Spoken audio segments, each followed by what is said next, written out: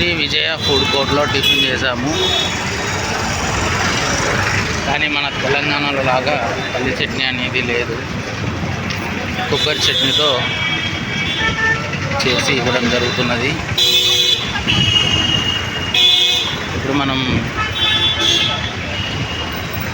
Bus stand దారి వైపు వెళ్తున్నాము. ఇక్కడ నుండి అరుణాచలం వెళ్ళడం జరుగుతున్నది.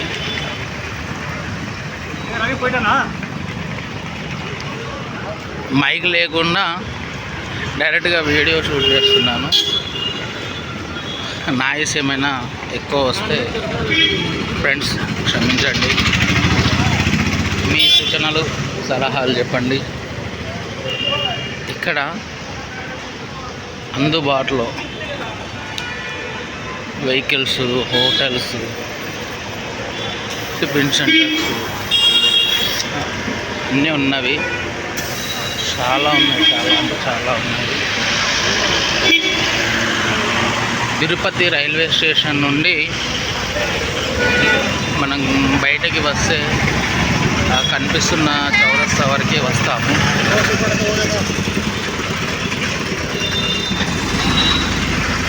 ఎవరైనా మొదటిసారి తిరుపతికి వచ్చేవారు చూడండి, ఈ వీడియో చూడండి. మీకు ఏమైనా యూజ్ అవుతుందో చూసి కామెంట్ చేయండి. ఇది పంజాబ్ నేషనల్ బ్యాంక్. అందరూ తెలుగు మాట్లాడతారు, కన్నడ మాట్లాడతారు. మనం తెలుగు మాట్లాడితే వాళ్ళు కూడా తెలుగు మాట్లాడతారు.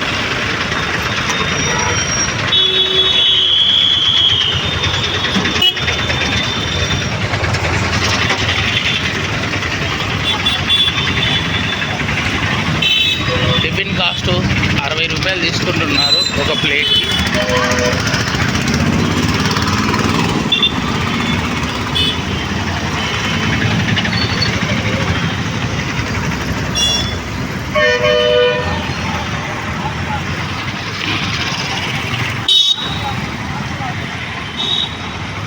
చాలా బాగుంది, వాతావరణం అయితే చాలా బాగుంది.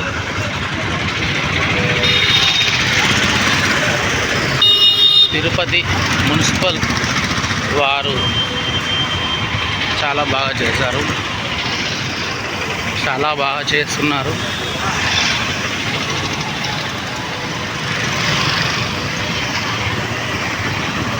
కాకపోతే ఈ జర్నీలో నాకు అనిపించిన ఒక విషయం ఏంటంటే వాష్రూమ్స్కి వెళ్ళడానికి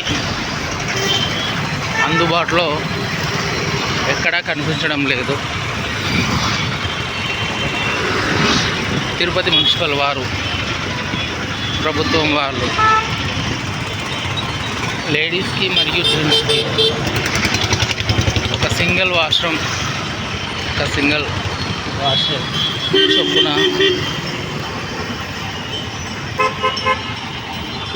రోడ్డు పైన ఇలాంటి ప్లేస్లో, ఇప్పుడు మనం చూపిస్తున్న ప్లేస్లో చిన్నగా కడితే చాలా బాగుంటుంది అని నా అభిప్రాయం.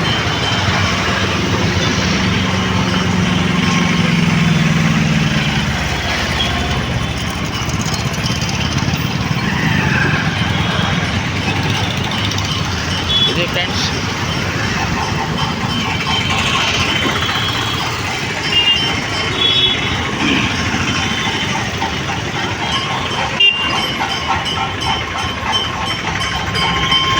గాంధీ చౌక్.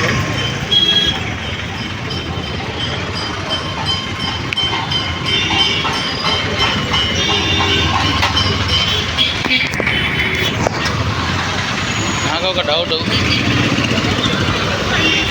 ప్రతి గల్లీలో, ప్రతి ఊర్లో గాంధీ బొమ్మ అనేది ఉంటుంది.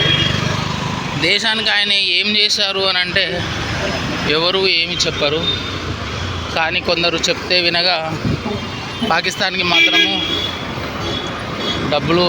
ఇండియా డబ్బులు ఇచ్చాడు అని అంటారు. అది ఎవరైనా గాంధీ గారు ఏం చేశారు అని ఏదైనా ఉంటే తెలిస్తే చెప్పండి.